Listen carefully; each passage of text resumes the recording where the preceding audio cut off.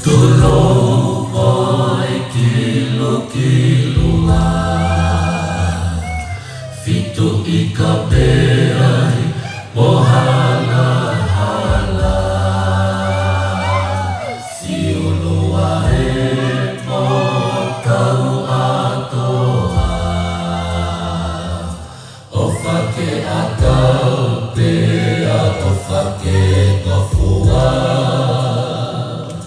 Kau hufanahe malu efuka.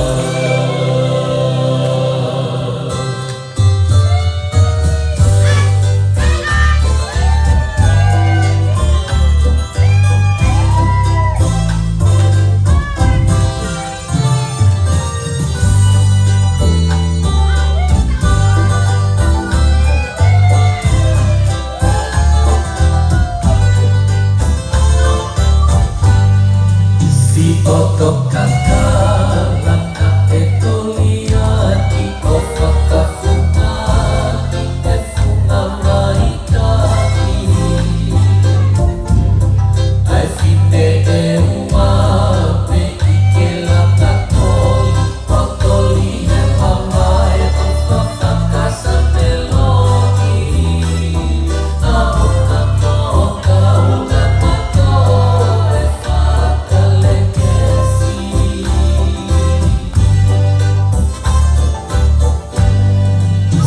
otok kakak etolia di otak kafunga efunga maitaki ai fite ewa pe ikela kakoi otoli he pamai otak kasa melodi aoka toka uga tato efaka legesi.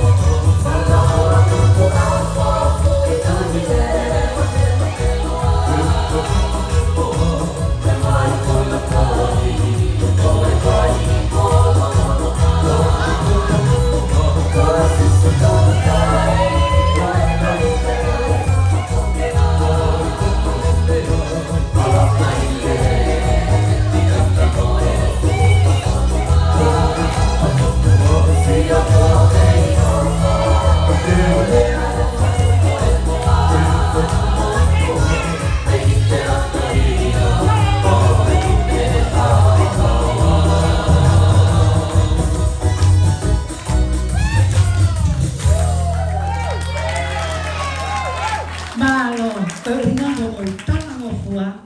Mo tap o longa fai te ni hale me fai takai ko ni fahinga style be. Faka malo atu. Te koina ya o ke pau ka o te tau toi foki mai. Tau siwangi ki fa o koia a teine la tu. Pa te tau ma o ia I na sita live stream. Koia fa fei atu ki motoru o mo fi kaunga tau o lunga pe a mo tahine birthday o e hoa tani ko mo taini e ni malo.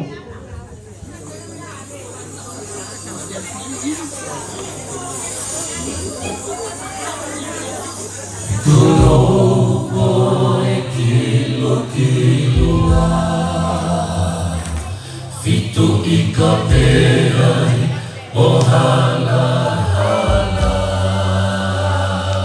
si oloa e mo tau atoa o whake a tau pea o whake no fua Kau